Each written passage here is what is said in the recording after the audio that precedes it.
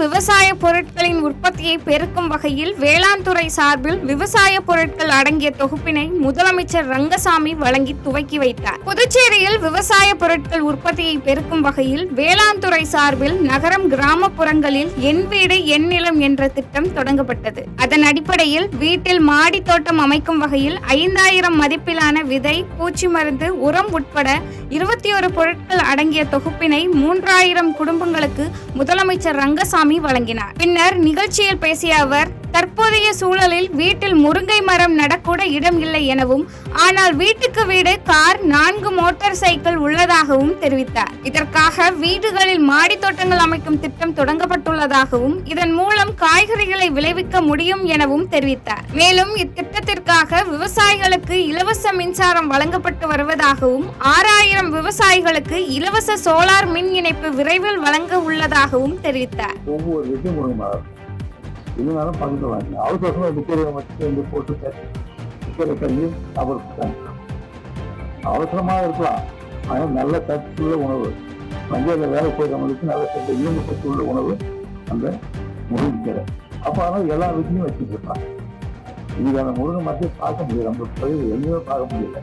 எல்லாம் நகரமயம் வந்து வீடு எல்லாம் வந்து வீட்டு எதிர்க்க அந்த முருங்கை மரம் நகரத்துக்கு கூட அவங்க இறங்க வைக்கிறது இல்லை.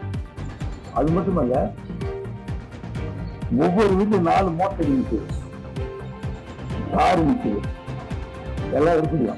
அவங்க முருகன் வைக்கிறது யாரும் பெரிய வெண்ணெயை கையில் வைத்துக் கொண்டு நெய்க்கு அலையும் கதையாக கீழடி விவகாரம் தொடர்பாக திமுக நடத்திய ஆர்ப்பாட்டம் உள்ளதாக அதிமுக முன்னாள் அமைச்சர் RB உதயகுமார் விமர்சித்துள்ளார். மதுரை மாவட்டம் உசிலம்பட்டி அருகே தும்மக்குண்டு கிராமத்தில் முன்னாள் முதலமைச்சர் எடப்பாடி பழனிசாமி பிறந்த நாளை முன்னிட்டு வைரவ சுவாமி கோயிலில் பொதுமக்களுக்கு முன்னாள் அமைச்சர் RB உதயகுமார் அன்னதானம் வழங்கினார். அதனைத் தொடர்ந்து செய்தியாளர்களை சந்தித்து பேசிய அவர், கீழடி விவகாரம் குறித்து திமுக நடத்திய ஆர்ப்பாட்டம் குறித்த கேள்விக்கு பதிலளித்தார். அப்போது திமுக தான் 38 நாடாளுமன்ற உறுப்பினர்களை வைத்திருப்பதாகவும், ஆட்சியில் இருந்து கொண்டே திமுகவினர் நடத்தும் நாடகம் இந்த போராட்டம் எனவும் விமர்சனம் செய்தார். மேலும் அதிகாரத்தை வைத்துள்ளவர்கள் முறையாக முறையிட்டு அதற்கு தகுந்த தீர்வு காண வேண்டும் என வலியுறுத்திய அவர், வெண்ணெயை கையில் வைத்துக் கொண்டு நெய்க்கு அலையும் கதையாக அதிகாரத்தில் இருக்கும் திமுக கதை உள்ளதாகவும் காட்டமாக விமர்சித்தார்.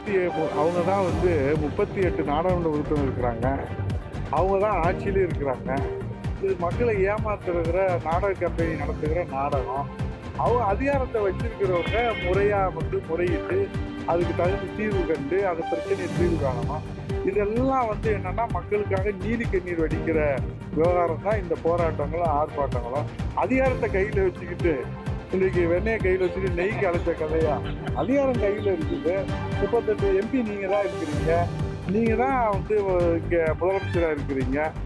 இப்போ டெல்லிக்கு போனார், அங்கே போய் பேசிட்டு வர வேண்டியதானே. போகும்போதே வெள்ளைக்கொடி, வெள்ளைப்புறா, வெள்ளைக்கொடை, எல்லா சமாதான தூது, இங்கே வீரவசனம் பேசுறது, இது யார் மக்கள் நம்புவாங்களா?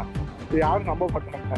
அதனால அவங்க டிராமா கம்பெனியுடைய டிராமா, ஸ்டாலின் குடும்ப கம்பெனியுடைய டிராமா முடிஞ்சு போச்சு. நன்றி, வணக்கம். திருவண்ணாமலையில் 2 வெவ்வேறு இடங்களில் அரசால் தடை செய்யப்பட்ட 35 கிலோ போதைப் பொருட்களை போலீசார் பறிமுதல் செய்தனர். திருவண்ணாமலை மாவட்டம் ஆரணி சுற்றுவட்டார பகுதிகளில் உள்ள கிராமங்களில் அரசால் தடை செய்யப்பட்ட குட்கா போன்ற போதைப் பொருட்கள் விற்பனை செய்யப்படுவதாக போலீசாருக்கு தகவல் கிடைத்தது. அதன்படி போலீசார் சோதனை மேற்கொண்டதில் வெட்டியாந்தொளவம் பகுதியில் உள்ள கடையில் போதைப் பொருட்கள் விற்பனை செய்வதை கண்டறிந்து 11 கிலோ போதைப் பொருட்களை போலீசார் பறிமுதல் செய்தனர். மேலும் இச்சம்பவம் தொடர்பாக பழனி என்பவரையும் போலீசார் கைது செய்தனர். அதேபோல் அடையப்பழம் கிராமத்தில் குட்கா போதைப் பொருட்களை விற்பனை செய்த ஏழுமலை மற்றும் சிவராஜ் என்பவரை போலீசார் கைது செய்தனர். தொடர்ந்து அவர்களிடமிருந்தும் 18 போதைப் பொருட்களை போலீசார் பறிமுதல் செய்தனர். திருவண்ணாமலை மாவட்டத்தில் ஒரே நாளில் 2 வெவ்வேறு இடங்களில் 35 கிலோ அளவிற்கு போதைப் பொருட்களை போலீசார் பறிமுதல் செய்த நிலையில்